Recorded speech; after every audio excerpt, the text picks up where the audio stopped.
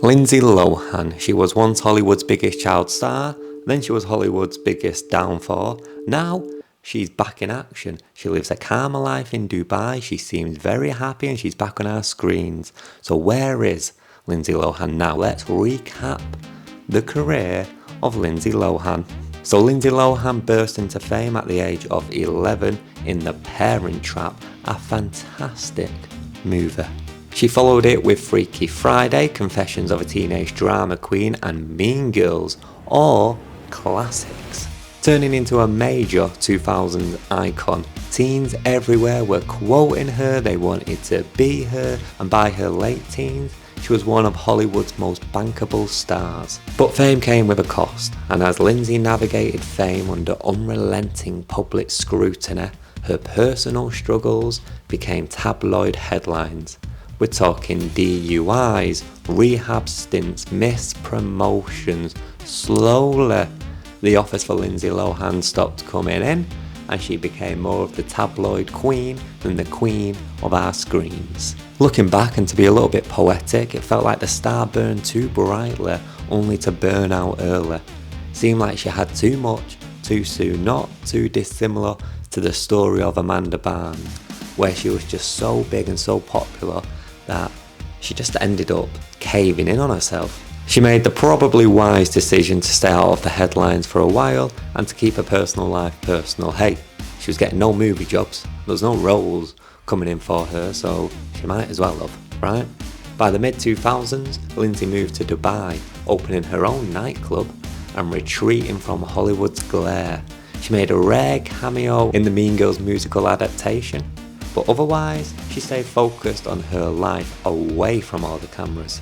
In 2022, she returned to our screens. Her career rebounded thanks to Netflix, and she signed a free movie deal with Netflix. The first one was Falling for Christmas, which was in 2002, then An Irish Wish in 2024. She also starred in Our Little Secret, debuting at #1 on the Netflix charts. Meanwhile, she got married and she welcomed a son into the world in 2023, which is why she then slowed down with that third Netflix movie. But those two films, if you've not seen them, Falling for Christmas and Irish Wish, they're very Hallmark type films, but they're absolutely fantastic. Perfect for the winter season. Anyway, Falling for Christmas is not so much an Irish Wish, but they're great films. If you're into those kind of Hallmark type rom-commy movies, I highly recommend them. They were fantastic. Now in 2025, she's returned to theatres globally with Freakier Friday, the sequel to Freaky Friday.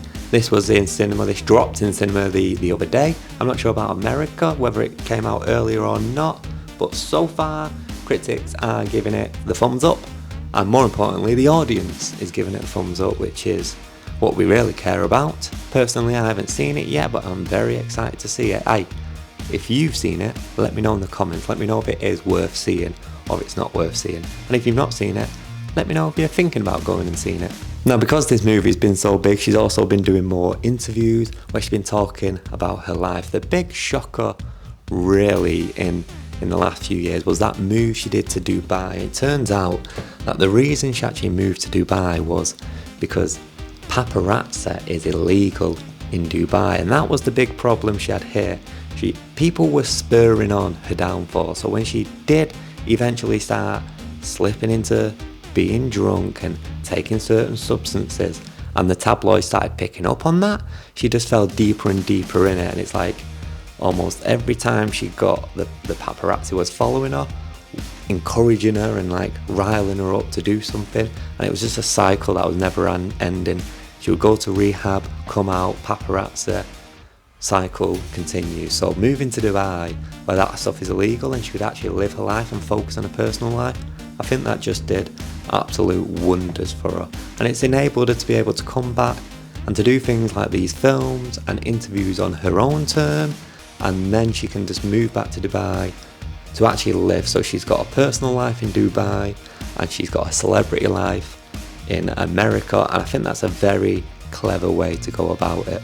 So apart from that, let me just say, if you love these kind of nostalgic where are they now type videos, all about the stars that you grew up with, and that maybe you've not thought about in a while, hit that subscribe button because I've got a lot more coming.